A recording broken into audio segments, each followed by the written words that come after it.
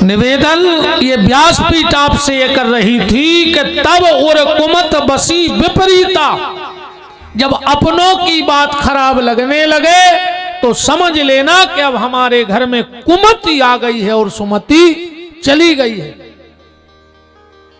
एक बार दो ही पहुंच गई ब्रह्मा जी के, कुमति और सुमति दो ही हैं। जहां कुमति तहां विपत निदाना, जहां सुमति तहां संपत्ति नाना। एक बार दो ही ब्रह्मा जी के पहुंच गई। ब्रह्मा जी बैठे थे। ब्रह्मा जी बोले अरे तुमने दो ही जानी? बोले हाँ एक फैसला करने आज तुम्हें। ब्रह्मा जी बोले का? बोले तुम जा बताओ कि हम दो ही में से अच्छों को लगा। अब ब्रह्मा जी ने सोची बनाओ तो हम ही ने हैं दो ही जनों को, अब कौन की कियादाएं। ब्रह्मा जी बोले तुम दोनों अच्छी लगती हो, तुम दोनों अच्छी लगती हो। दो ही बोली नहीं आज एक फैसला तो करने पर के दो में से अच्छों को लगा। ब्रह्मा जी भी ब्रह्मा जी हैं। बोले अच्छा एक काम करो सुमति तुम गेट तक जाओ और आके ते बैठ जाओ। कुमति तुम गेट तक जाओ और फिर आके ते बैठ जाओ, फिर हम बता रहे कि को अच्छो लगा। दोनों बाहर रोड तक गई, बाहर बगल में बैठ गई। बोले अब बताओ को अच्छो लगत। ब्रह्मा जी बोले दो ही अच्छी लगत, कुमति भी और सुमति भी। बोले नहीं एक को फैसला करने। वो ब्रह्मा का जवाब सुनना। ब्रह्मा जी बोले कुमति तुम जाते हुए अच्छी लगती हो और सुमति तुम आते हुए अच्छी लगती हो। अच्छी तो दोनों लगती है। जब कुमति घर से जाती है तो अच्छी लगती है, लगती कि नहीं लगती? और सुमति जब घर में आती है तब अच्छी लगती है। आज की कथा का बस यही है कि अगर आपके पास संपत्ति है तो आप भाग्यशाली हो। संपत्ति के साथ अगर स्वस्थ है तो आप परम भाग्यशाली हो।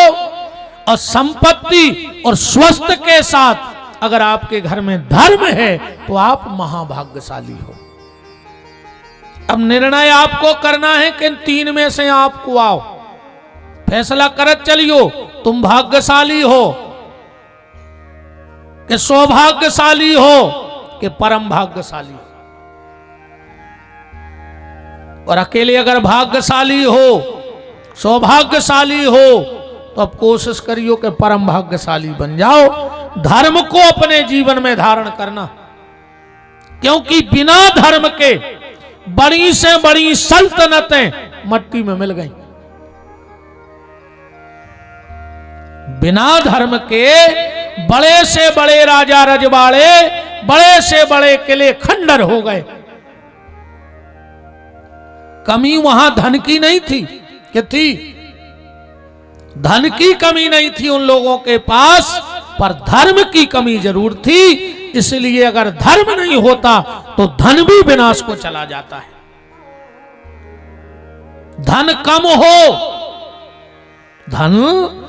हो पर धर्म हो तो वो कम धन भी धन्य हो जाता है।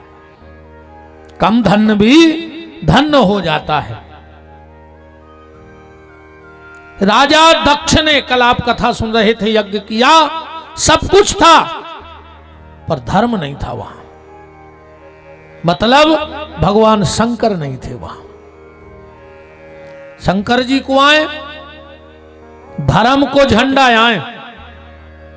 वहां शंकर जी धर्म को झंडा लिखो है। कहूं रामायण पढ़ा तो राम जी ने जो नाव रख दो तो शंकर जी को।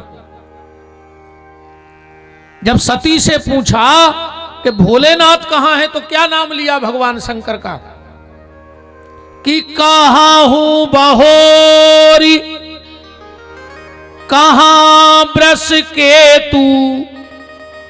ब्रस माने बेल, वो केतु संस्कृत में कहते हैं झंडा को। शंकर जी आए धर्म को झंडा, और जिसके घर पे धर्म का झंडा नहीं है वो बड़े से बड़ा भी यज्ञ अगर दिखावे के लिए करे तो उसका यज्ञ दक्ष की तरह मिट जाया करता है। दक्ष की तरह उसका यज्ञ मिट जाया करता है। सती ने कल खूब समझाओ तो शंकर जी को, शंकर जी ने खूब समझाओ सती को कि ने जाओ, नहीं मानी, चली गई। और जब गई देखा कि सब कुछ है पर उस यज्ञ में धर्म नहीं है, और जहां धर्म ना हो वहां नहीं जाना चाहिए, जहां धर्म ना हो से छोड़ देना चाहिए। गोस्वामी तुलसीदास जी कह रहे तजहु ताह कोट बेरीसम यद्यपि परम स्नेही, और जिनहि न प्रिय राम वैदेही, जिनका श्री सीताराम से प्रेम ना हो उसको त्याग देना चाहिए। सती ने खड़े खड़े ही, माता सती ने खड़े खड़े ही अपने शरीर में आग प्रकट की, हाहाकार मच गया। नारद जी ने जाके भगवान शिव से कह दिया। नारद जी ने यह नहीं कहा कि सती ने आग प्रकट कर ली, नारद जी बोले कि तुम ते समाधि में बैठे हो तो दक्ष ने तुम्हारी पत्नी को आग लगा दी। ले एक जटा निकाली और जो जमीन पर पटकी, एक वीरभद्र नाम का गण प्रकट किया, कहा जाओ यज्ञ दक्ष ने किया है, तुम जाकर के उसकी पूर्णाहुति कराओ। वीरभद्र ने जाकर दक्ष की गर्दन काटकर यज्ञ में होम दी। हाहाकार मच गया। देवता पूषादि देवता भगे। अब भागते भागते ब्रह्मा जी के पास गए। अब ब्रह्मा जी से बोले कि दादा प्राण बचा लो, वीरभद्र छोड़ है ने। बोले तुम्हारे गाय काय खोहते? बोले ने आओ तो आओ। तो ब्रह्मा जी बोले ने आओ तो आवे, तो पे भी विचार कर लो चाहिए कि देखी चिट्ठिया और खावे चले गए। भाई मान के चलो गौर झामर में हमारे बहुत व्यवहार हो गए आप सबसे। अब कौन दिन हम चिट्ठी डार देवे कि समस्त गौर झामर निवासी भक्त सादर सूचित आमंत्रण, हमें परसों एक बैंक लूटने सागर की, तुमने सब आ जज्जो कोकुआ है आ तो जे हो मन लोट होने फिर ना आए। ब्रह्मा जी बोले कि निमंत्रण भी आए तो उस पर विचार करना चाहिए, पर आज को आदमी तो कहते अचत नैया पचत नैया, और सामने आ जाए तो बचत नैया। खावे ही घूम फिर रहा हो आदमी, बताओ ने फिर रहा हो तो। इतनो प्रचार भवे कथा को, जब इतने आदमी जुड़े, ये से ज्यादा कोंदरो पर जाए। कल एक माइक फिरवा दे 4-6 गांव में कि कल इतने भंडारो है,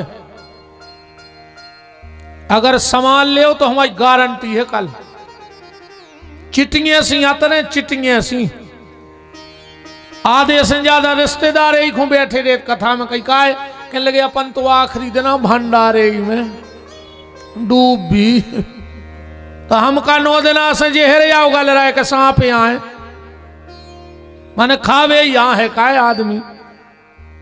वे तो भंडारो तके रेत के भंडारो कहाँ हो रहा हो, खावे को भर प्राण तजे। और आजकल तो रे कहावत भी चल रही, हम भी खाएं तुम भी खाओ और योजना का लाभ उठाओ, जियो लाडली बहना।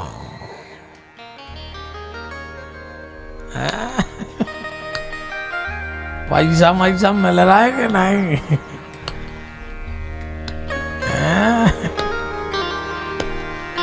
बताओ। चलो कछु नहीं, कमाल कर दो री नहीं।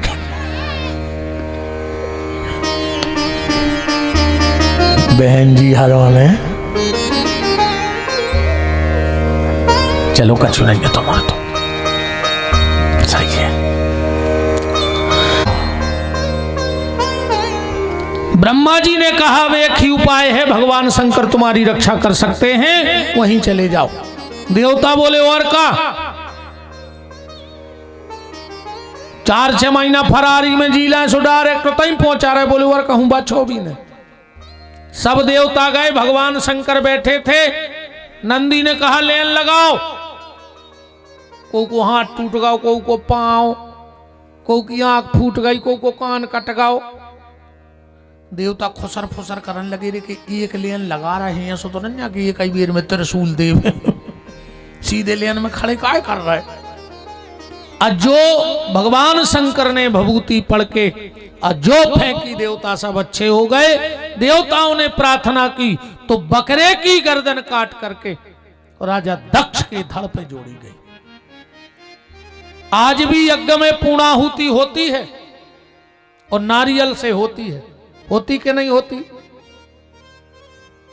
नारियल क्या है? एक बार विश्वामित्र जी नाराज हो गए थे देवताओं से, भगवान से तक, ब्रह्मा जी से, तो बोले हम अपनी सृष्टि अलग बने हैं, अब हम पेड़े पे आदमी फरे हैं। तो ये नारियल पेड़े पे आदमी फरा रहे थे विश्वामित्र। कब नारियल की जटा पटा के देखियो आदमी को मुंह बनो है पूरो, नाक है, मुंह है, आंखें हैं, ललार है। वो तो फिर देवताओं ने प्रार्थना करी कि ऐसो न करो, सृष्टि को नियम गड़बड़ हो जाए। तो अकेलो मुंह बना पाए थे, अकेलो मुंह बनाया था। देखना घर में जाके नारियल के जटा निकाल के पूरा इंसान का मुंह बना है। सती यज्ञ में विश्राम ले गई, भगवान शंकर की समाधि लग गई।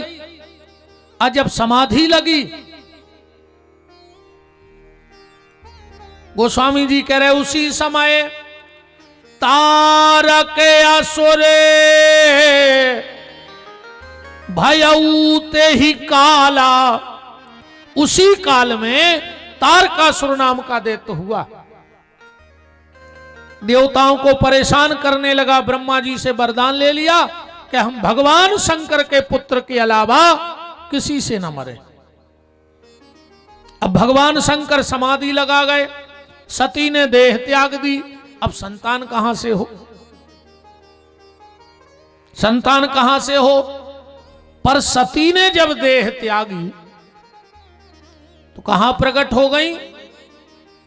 हिमांचल के यहां। कथा का सूत्र देखना आप, पार्वती का मतलब है श्रद्धा और भगवान शंकर हैं विश्वास। रामायण में लिखा है दूसरे श्लोक में, भवानी शंकरऊ बंदे श्रद्धा विश्वास रूपणऊ। अच्छा, विश्वास ना तो जन्म लेता है ना मरता है, इसलिए शंकर जी है अजन्मा। और श्रद्धा जन्मी लेती है और मरती भी है, इसीलिए सती दक्ष के यज्ञ में मर भी गई और हिमांचल के यहां जन्म भी ले गई। श्रद्धा ऐसे जन्मती मरती है। 2-4 दिन हनुमान जी के मंदिर गए, अकऊ काम ने भाव, तो शंकर जी के मंदिर में श्रद्धा मर गई, शंकर जी को बेलपत्र चढ़ाने लगे, वो तो जिंदा हो गई। होते ऐसो का नहीं होते? हफ्ता 15 दिन शंकर जी के ते गए काम ने बनो, सो राधा कृष्ण के मंदिर दौड़न लगे। माने श्रद्धा जन्मती और मरती रहती है, पर विश्वास अखंड रहता है। तो श्रद्धा किसके यहां जन्म लेती है? हिमांचल और मैना के यहां। सीधी सीधी बात पकड़ चलियो। हिमांचल माने मन, मन हिमालय की तरह स्थिर हो जाए, डगमगाए ने मन। और मैना माने बुद्धि, जोंदना तुम्हारी बुद्धि में जो भाव आ गओ कि मैं कुछ नहीं हूं, जो कुछ है सो भगवान है। और जिस दिन तुम्हारी बुद्धि में यह भाव आ गया, उसी दिन तुम्हारे भीतर श्रद्धा का जन्म हो जाएगा। शंकर विश्वास, पार्वती श्रद्धा, हिमालय और मैना के यहां जन्म हुआ। और जिनके घर में श्रद्धा होती है उसके घर में संत निश्चित आते हैं। जिसके घर में श्रद्धा होती है उसके घर में संत जरूर आएंगे। अगर तुम्हारे घर में कोई संत आया है तो ये मत सोचना कि वो मांगने आया है, ये भी हो सकता है कि वो कुछ भगवान की कृपा तुम्हें देने आया हो। तुम्हारे घर में आया है तो तुम्हारे घर पे कुछ कृपा करने भी आ सकता है, जरूरी नहीं कि मांगने ही आया है। और मैंने कई बार इन चीजों को कथाओं में बोला है, जे आदमी को खराब समय आ जाए, समझ लियो कि घरे 2-3 काम जे होने लगे हुए तो समझ लियो तुम बर्बाद होवे वाले हो, बच नहीं सको। अब लिख लियो हमारी बात, 2 साल बिल्कुल जे काम कर ले, अगर बच जाओ तो हमारी जा तुम्हारी नूठा लगवा